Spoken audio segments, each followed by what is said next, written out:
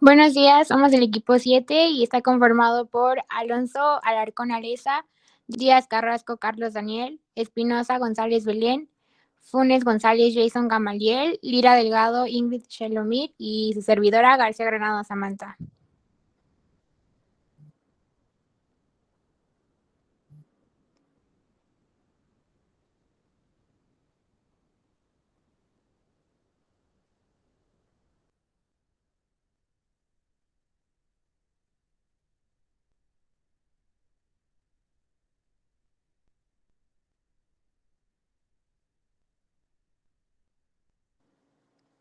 El Cerro del Muerto, cuando los gigantes se convirtieron en cerros. Este cerro es una montaña desnuda al fondo del paisaje de Aguascalientes, cuyo contorno semeja a un gigante acostado. En el periodo epiclásico, entre los 500 y 900 después de Cristo, se dio un poblamiento de comunidades indígenas que transformaron este paisaje hasta volverlo mesoamericano. Su increíble silueta humana ejerce un efecto imaginario en sus habitantes.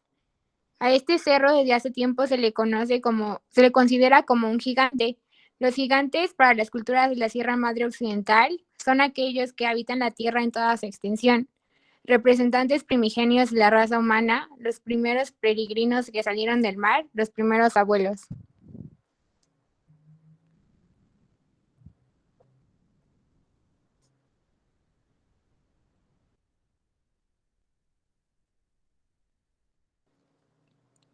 La leyenda cuenta que hace mucho tiempo, antes que los españoles llegaran, se reunieron en el valle de los Chalcas, los Chichimecas y los Nahuatlacas para ponerse de acuerdo y establecer juntos un poblado. Según las narraciones, cada grupo era liderado por un sacerdote que se distinguía por ser sabio y muy gigantesco.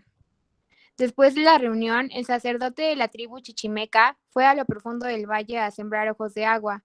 Luego se sumergió en un manantial sagrado y desapareció. Al pasar los meses y no ver regresar a su líder, los chichimecas dudaron de las demás tribus y quisieron cobrar venganza sin avisar. Les hicieron guerra. Las tribus se enfrentaron volando flechas y pedernales, cuando en medio de la batalla apareció el sacerdote. Sin embargo, una flecha lo alcanzó y sin decir palabra cayó muerto. Era tan gigantesco que su cuerpo sepultó a todo el pueblo chichimeca que lo seguía. Con todos estos cadáveres se formó el famoso Cerro del Muerto.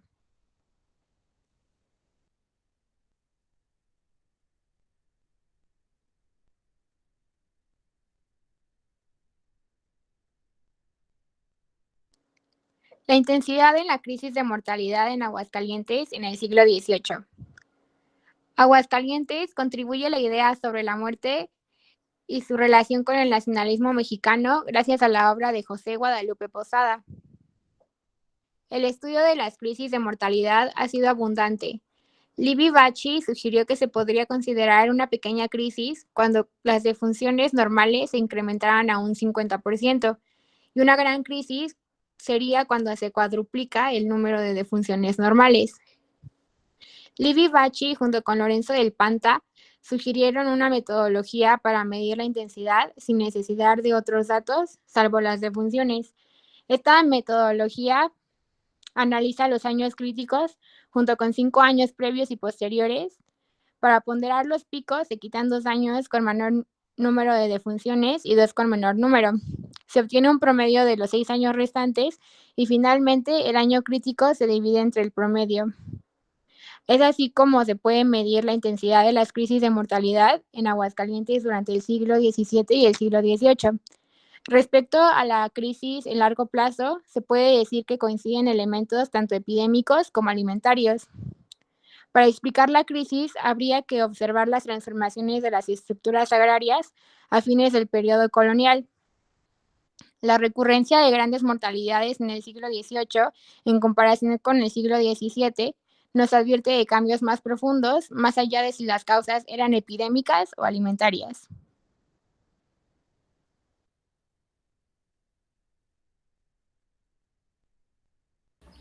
Ahora hablaremos de muerte y religiosidad. La muerte siempre ocupó un lugar privilegiado en la existencia humana.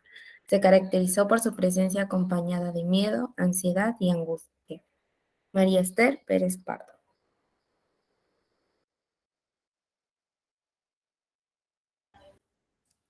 Prepararse a bien morir.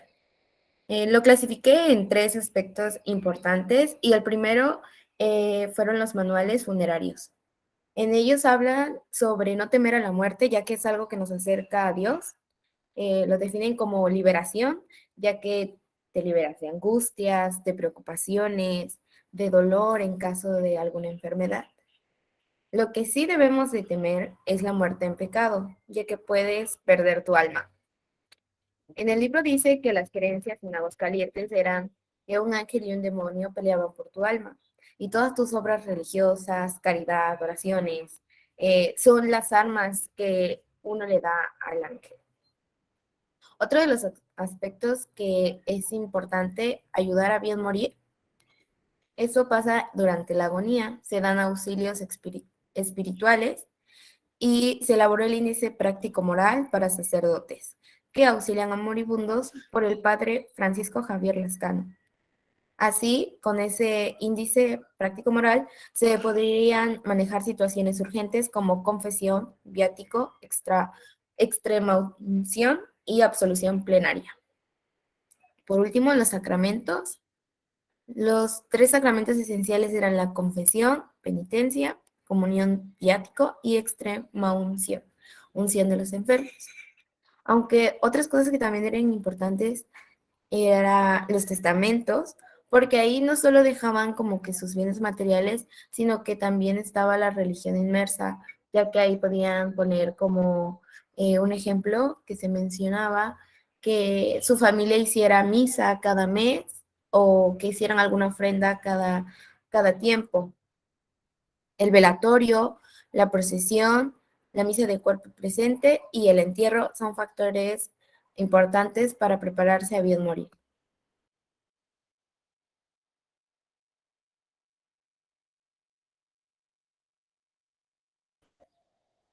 La muerte también fue representada en pinturas y en esta hacen referencia a que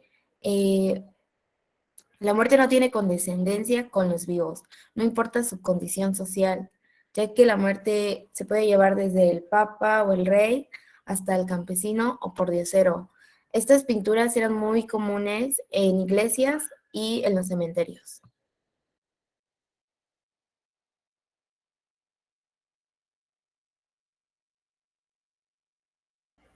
Por último, otra forma en la que representaban la muerte era mediante fotografías. En esta que podemos apreciar es del 30 de agosto de 1935, José Velasco muerto. Estas fotografías tenían como objetivo controlar a la población, ya sea mediante del miedo, para ejercer control y que la gente viera pues las consecuencias de no obedecer. Aunque todos sabemos que también pueden tener reacciones contrarias, como pues crear que la gente se una y bueno, todas las diferentes consecuencias.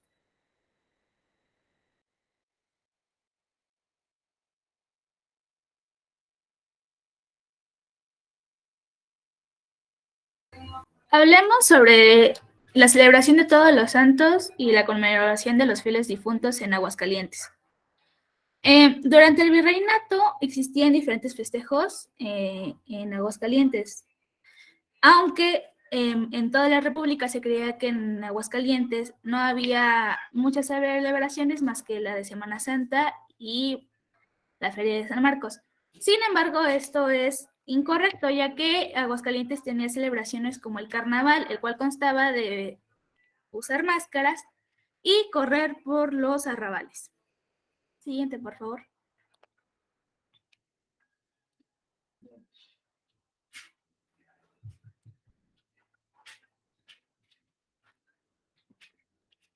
Además que Aguascalientes tenía varias celebraciones que la verdad se ponían alocadas, también tenía celebraciones más tranquilas como el paseo a San Ignacio, el cual se hacía en la época de julio porque las tunas estaban pues aptas para hacer diferentes tipos de bebidas. Entre ellos era el colonche. El colonche es un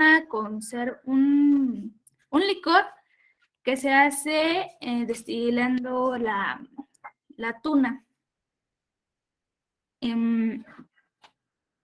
La celebración de Todos los Santos en el 1 de noviembre, antes del Porfiriato, era de carácter religioso, se acostumbraba a ir a las iglesias a rezar por los muertos.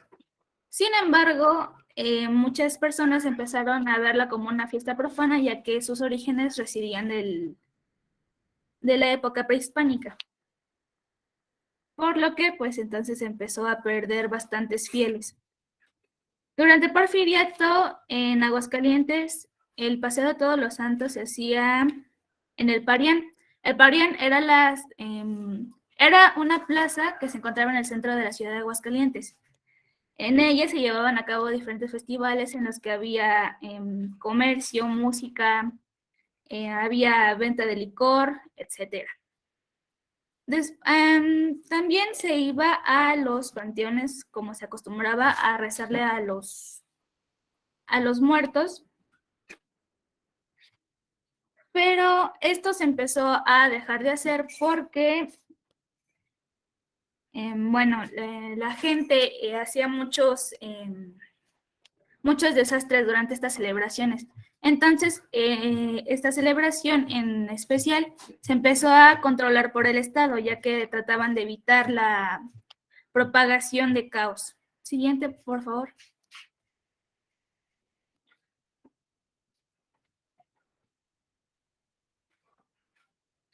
Cuando se construyó el Parián, que fue entre 1828 y 1831, se albergó la Feria Comercial de Aguascalientes, la cual tenía como objetivo pues hacer más llamativo el Día de Todos los Santos. Este consistía de un paseo público donde convivía la élite de Aguascalientes, aunque también las clases populares. Sin embargo, las clases populares solamente tenían permitido rodear el Parián. El Parián, todos sus atractivos y sus eventos estaban dirigidos solamente a la élite de Aguascalientes, por lo que eran bastante excluyentes, pero aún así se divertía la gente. Siguiente, por favor.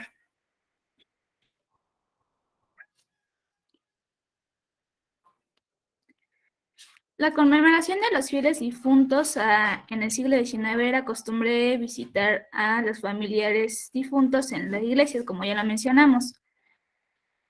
Pero la apertura de los panteones coincidió con las reformas del siglo XVIII y estos afectaron a todo este evento, ya que en esa época había muchas enfermedades y se creía que los cuervos eran quienes provocaban las epidemias, por lo que se empezó a regularizar.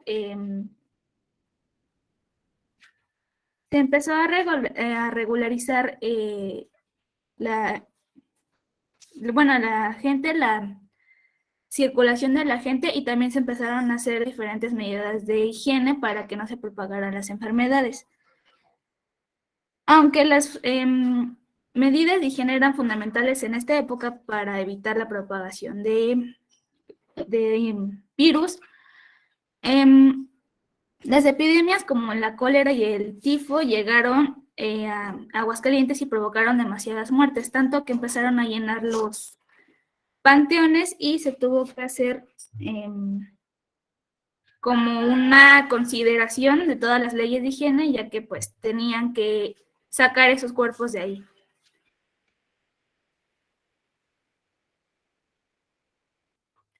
En 1873 se puso en marcha la construcción de un nuevo panteón por la misma problemática que acabo de mencionar.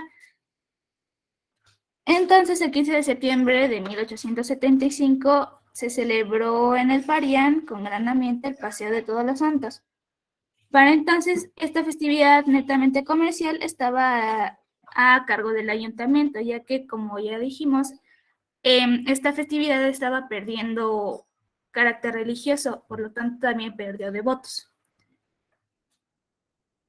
La realización de este paseo quedó en manos de los propios comerciantes, ya que eran los comerciantes quienes le daban esa emoción a la festividad, ya no quedaba tanto en manos de la iglesia.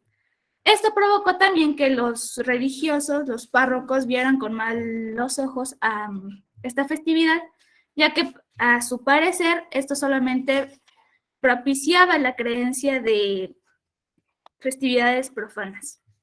Siguiente, por favor.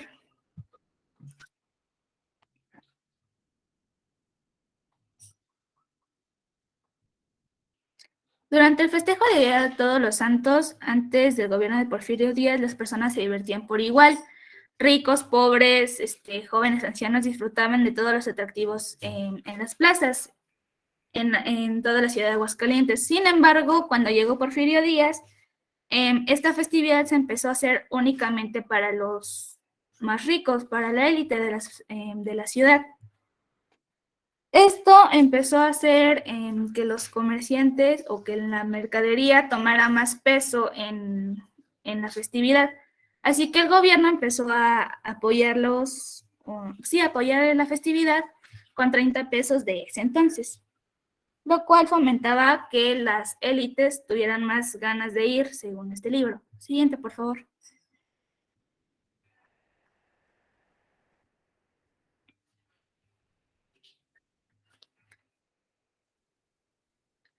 Como ya mencionamos, las muertes en este siglo eran un problema ya que había demasiadas epidemias y muchas enfermedades, por lo que se empezaron a hacer construcciones de muchos panteones, entre ellos el de Guadalupe y el de San Marcos.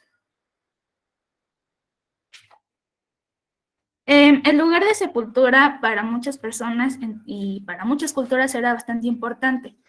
El poder ir a un lugar a llorar a la persona que habías perdido era como una forma de llevar el luto. Por esto se originaron los panteones.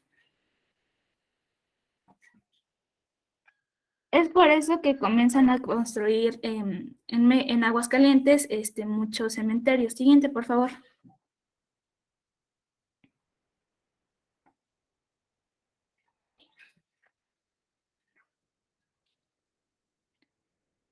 Los cementerios siempre quedaban a cargo de las iglesias, lo cual era un error justamente porque las iglesias no cuidaban a los cementerios, lo cual comenzó a que las personas, o bueno, que los cuerpos, pues a veces quedaran expuestos o no tuvieran una buena sepultura, lo cual hacía que, pues muchas veces los gases que despedían los cadáveres llegaran a la ciudad, a pesar de que los cementerios siempre se encontraran fuera de la ciudad. Durante la Revolución Mexicana, el número de muertes aumentó todavía más en Aguascalientes, ya fuera por la guerra, las epidemias o por las hambrunas que provocaban las mismas peleas, por lo que las autoridades vieron la necesidad de ampliar uno de los panteones más viables en ese entonces, que era el de la Cruz. Para 1917, la mayoría de las inhumaciones se llevaban a cabo en este cementerio. Siguiente, por favor.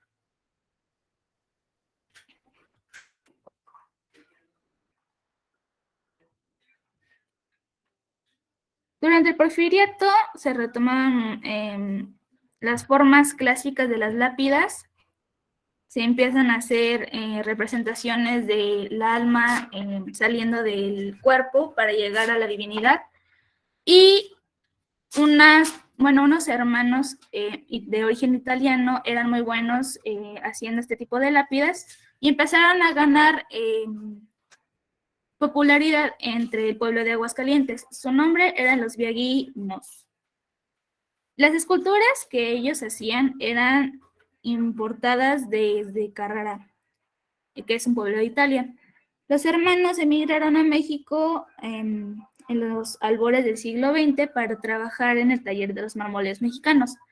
Eso fue como empezaron a trabajar aquí en México y como fueron ganando justamente su popularidad por ser bastante cuidados con los detalles, además de crear una muy buena calidad de lápidas. Siguiente, por favor.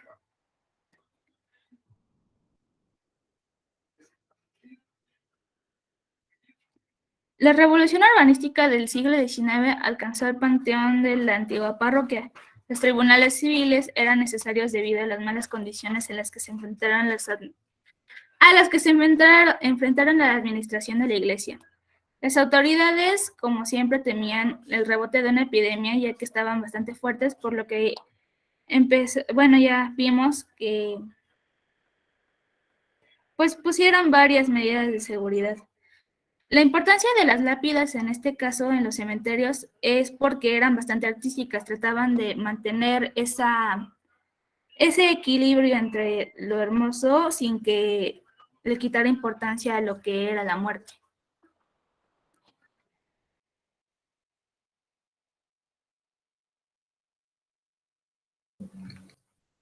Hola, yo les hablaré sobre la muerte en Aguascalientes.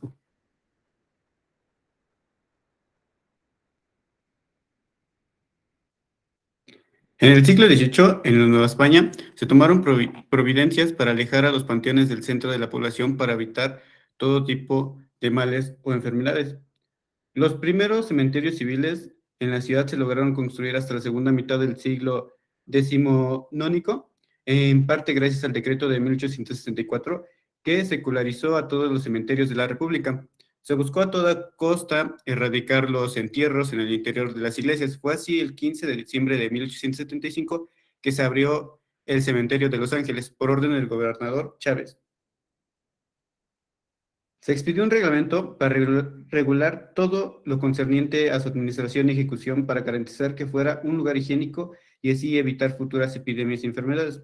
Los panteones son instituciones que solicitan reglas y las leyes para lograr su buen funcionamiento. En el Porfiriato fue una época de cambios donde se consolidaron los intentos por regular y controlar aspectos de la vida, pero también de la muerte, como es el caso de los cementerios.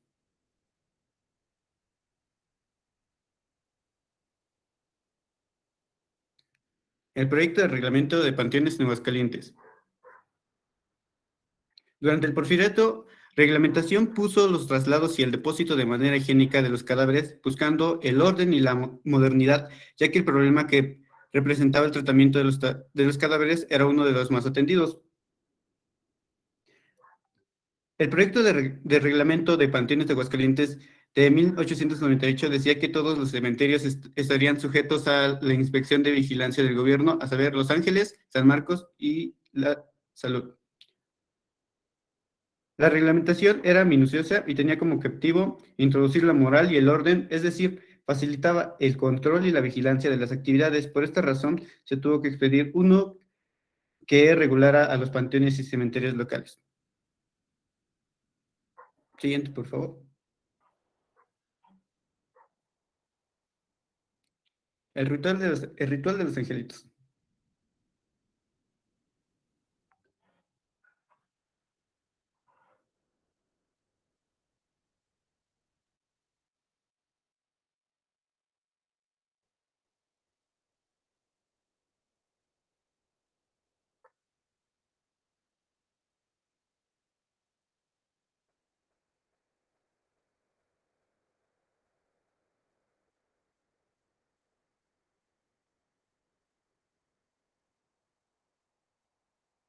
El ritual consistía en que un niño bautizado entre los 0 y 13 años iba a fallecer o fallecía. Los padrinos del niño le daban la bendición para posteriormente pasar a vestir del niño de blanco al niño, de un santo o de la devoción de la familia.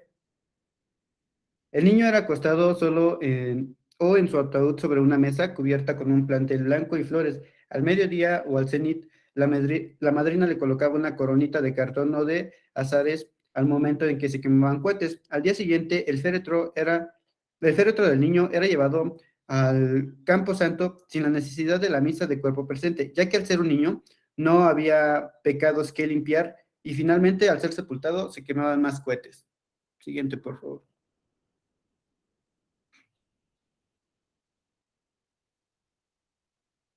Despedidas de piedra. Armando Petrucci se preguntó cómo los hombres han utilizado la escritura para recordar públicamente a sus muertos y encontró que las diferentes clases sociales han puesto en práctica diversas maneras de despedir a sus difuntos. Se realizan notas postreras, memorias escritas que atestiguan el paso de las personas por la vida y documentan a los que yacen allí sepultados. Estas inscripciones se conocen comúnmente como epitafios. En el Panteón de Los Ángeles y de la Cruz, en Aguascalientes, es posible observar esa necesidad de identificar a cada uno de los muertos. Los monumentos contienen escritura en varios espacios, en la lápida, sobre la columna, en los costados y aún en los pies de los mismos. Se utiliza todo el espacio posible. Sobre la forma de escribir a los difuntos y recordarlos, pasó de ser un proceso de identificación con el nombre a textos que informaban las circunstancias de la muerte, datos del difunto o de quienes mandaron hacer la tumba. Respecto a lo escrito, Es notorio el uso de diversas caligrafías, los cambiantes estilos de letras, mayúsculas y minúsculas mezcladas en las placas, lo que muestra decisiones individuales y libres. Además, aparecen signos y símbolos junto a las letras que permiten de una forma apreciar cómo cada doliente quiso inscribir a su ser querido. Las monjas capuchinas. En 1665 estas monjas llegaron a México y un año después, el 29 de mayo, se instalaron en un convento donde comenzaron su vida basada pues, en reglas. El 14 de enero, bueno, 300 años después, 6 monjas en Zacatecas fueron a fundar un monasterio en Aguascalientes. La fundadora fue Sor María Francisca Aguilera Mosqueda, quien después logró el establecimiento legal del monasterio, el cual surgió el 19 de julio de 1933, bajo el nombre de Monasterio de Betania del Corazón de Jesús y Nuestra Madre Santísima de Guadalupe, teniendo en cuenta que fue la primera abadacea a Sor Juana de la Divina Eucaristía Aguilera Mosqueda.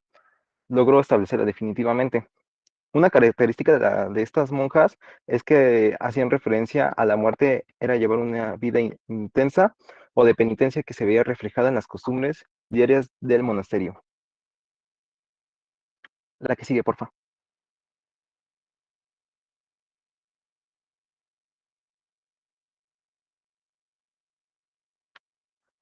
En este momento, el franciscano es un movimiento religioso que propone de una manera especial la manera de consagrarse con la vida.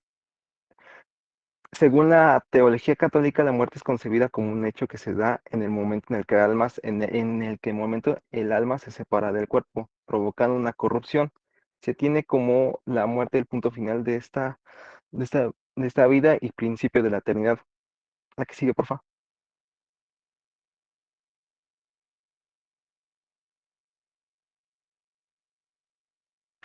Otro signo constante en la vida de la capuchina que prefigura fue un rito funerario en el que al dormir, pues estaban acostumbradas a pernoctar en angostas camas compuestas en un par de tablas. Se les instruía desde el noviciado a dormir boca arriba y con las manos sobre el pecho, que era la forma en la que se colocaría su cuerpo cuando murieran. Esto era para que les recordaran que estaban muertas ante todo el mundo. En este caso, las capuchinas en el monasterio de Aguascalientes, su descanso eterno no terminaba con la inhumación. Los cuerpos eran exhumados y sus restos regresaban al monasterio. Las capuchinas vivían en dos momentos distintos: en los ritos funerarios, en el que primero iniciaban con los signos, durante la profesión en que morían al mundo y eran enterradas para vivir en la clausura. La que sigue, por favor.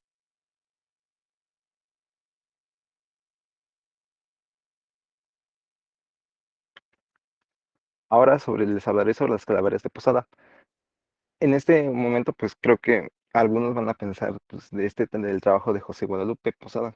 Era quien grababa pues, algunas cosas sobre cráneos o cualquier cosas. Se enfocaba más en las canadillas para ilustrar temas fúnebres, religiosos o algunos cuentos, pero también se enfocaba más en el caso de los mexicas y los mayas, que le gustaba más pues, grabar sobre el momento prehispánico. La que sigue, por favor.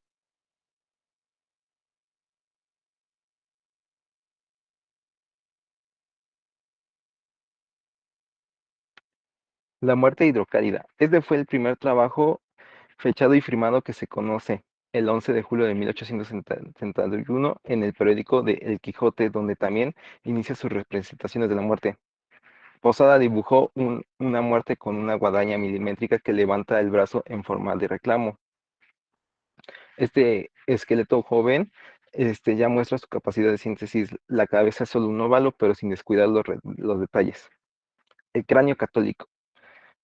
Posada continuó con la estampa religiosa, recreó la imagen de Jesucristo con un cráneo a los pies de la cruz. Una leyenda que cuenta en el mismo lugar fue la crucifixión que fue sepultado por Adán, la pareja de Eva. El cráneo de Adán está al descubierto para indicar el sacrificio de Jesús que redime a la humanidad al triunfar sobre la muerte. La que sigue, por favor.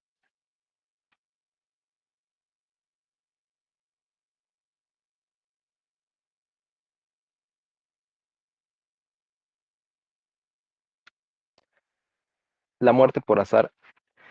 Para los juegos de lotería, el grabador recrea versiones de la muerte y de la calavera. En la primera, en tamaño grande, la muerte con una guadaña sobre un panteón.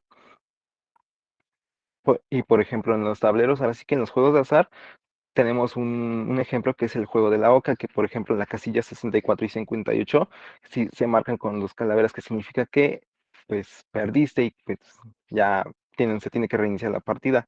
En estos juegos es un evento completamente fortuito, por lo que nadie sabe con exactitud en qué momento la muerte y la calavera nos harán ganar o perder la competencia.